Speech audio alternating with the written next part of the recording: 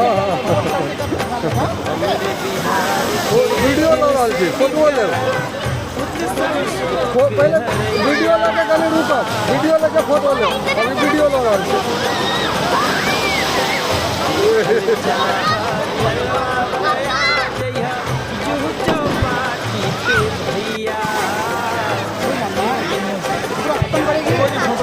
हाँ हाँ